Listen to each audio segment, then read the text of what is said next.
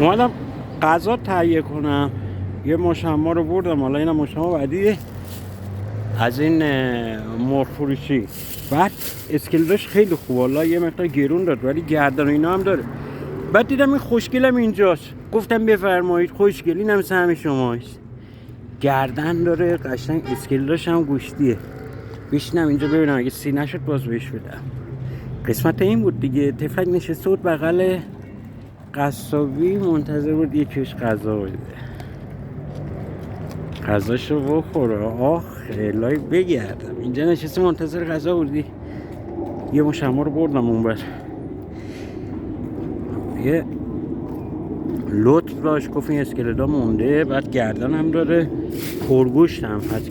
خدایی الله از حق نگذارم، خوبه. یکیش داخل موتور گذاشتم، حالا اینم ببرم.